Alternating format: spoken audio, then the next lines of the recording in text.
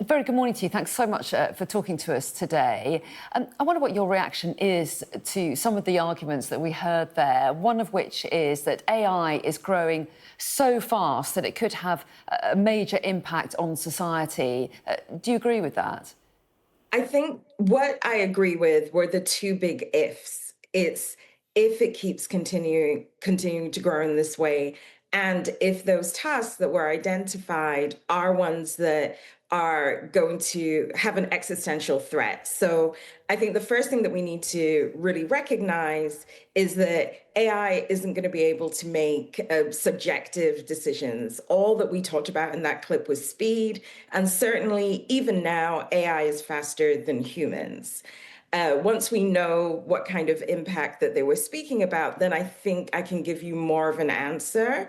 But the short answer is for very standard tasks, those may be taken away from humans, but we're still going to need to be in the loop for things that we have to think about deeply and subjectively. Yeah, I mean, in the loop, on the loop, outside of the loop, I mean, that's where the AI may well get to. I mean, you know about this. How far off are we being taken out of that loop and the AI doing the things for us? The truth of it is that we don't know. But what we do know, I'm at Cambridge University. I'm doing a PhD actually in this particular subject, AI impacts on society. And what we do know is in June 2025, Apple Labs, which is their research, released a paper to say that the models that we had back in June couldn't engage in multi-step processing. So they couldn't, for example, if you're crossing the street and a car and a bird comes at you the same time, react to both.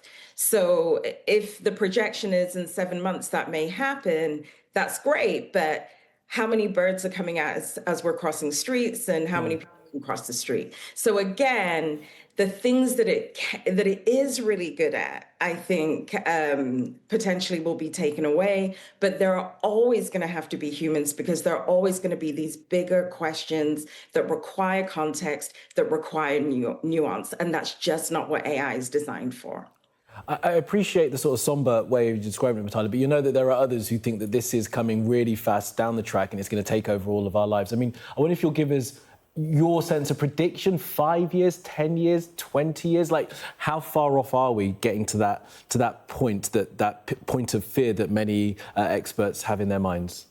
Well, when we think about technology, the thing that most people are scared about are their jobs. So I think in 5 years or 10 years, just as my first job was in a jeans shop, I worked in one in Leeds.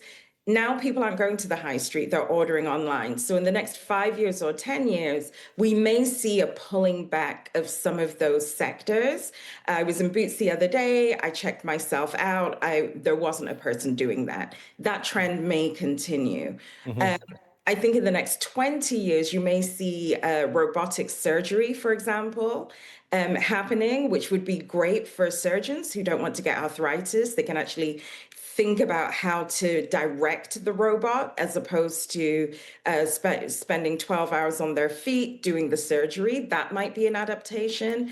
But again, the robot isn't going to do these really complex surgeries that are coming up as we discover new problems, because as the AI is developing, so is the science. And I think it's keeping that in mind that's important. So you're not too concerned that there will be lots of jobs lost and that could cause economic disruption and actual social tension as well, which is one of the warnings that we were hearing earlier. Do you think that's unlikely because the traditional jobs will be replaced by different jobs directing AI? I'm not that optimistic. I think that there are going to be lots of types of jobs that will be lost in the short term. I think that governments and unions are going to have to really think about the ways that we think about work. Gig workers, for example, need to be unionized and protected in the same way that people in traditional factories when I was growing up were protected. But that will be a short-term thing. And when I say short-term, unfortunately, that could be 10 to 20 years. So it doesn't feel very short-term if you're in it, but in the whole of human history, it's going to be short-term. In the way the Industrial Revolution, we started to use the spinning jenny, but there were still jobs in those factories. Those jobs just changed and people moved. I think we're going to see the same thing. The unfortunate thing is, in that short term, as jobs are lost, as people are looking for, who to blame for this disruption, there is the potential for heightened tension. And that's where we really need regulation and we really need government support to make sure that the people that were once checking me out at Boots are doing meaningful work that is going to enable them to live their lives in a way that's dignified. Otherwise, yes, there are going to be these shocks.